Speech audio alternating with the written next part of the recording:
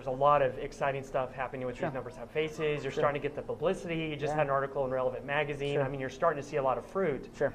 I mean, but there was probably many times, right, that you're just like, what the hell am I doing? Yeah, totally. No, times where we would have students maybe not do as well in school as we would hope, or we would have relationships kind of shifted around, or contacts not working out the way that they were supposed to, or not having any money and things like that, where I was like brought to tears of like, oh my God, this thing that I've been trying so hard for isn't working.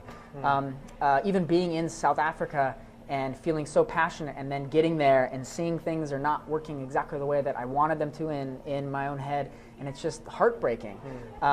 But really, I found, again, profound liberation that this is not about me, and that God has begun this way before me, and my job is to simply say yes and then show up every day, period. That's all that I have to do.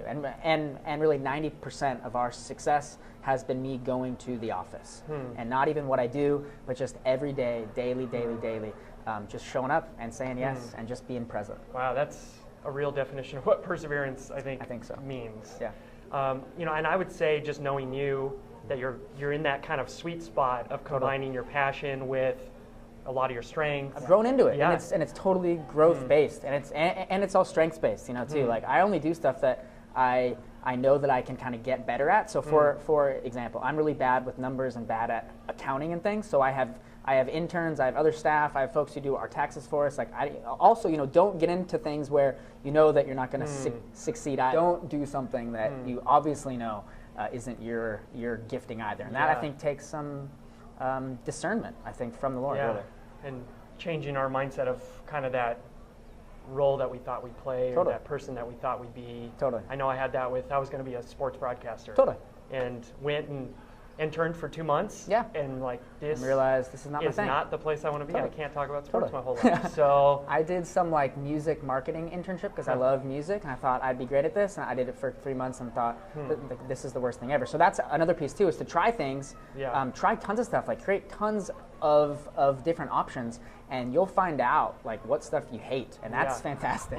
So learn what you hate so that then you can do the stuff that you actually. What would you tell the 25, 26, 27, 30-year-old that is starting to feel that yearning of, man, this is not what I want to be maybe doing with my life? I would tell that person that whatever they find themselves most passionate about, to just start doing that thing in very, very small increments. So you might have your other full-time job, you're in school or whatever, but say you care most about like homeless people, or you care a ton about kids who are in bad after-school programs or kind of whatever it is, just to like, you know, volunteer 1 hour a week. You know, just begin to learn those skills slowly but sure. And again, like, our whole success has been small, meaningful changes over time. So, good segue into how do we get involved in These Numbers Have Faces? First thing would be to check out our website, thesenumbers.org. You can email me directly, justin@thesenumbers.org.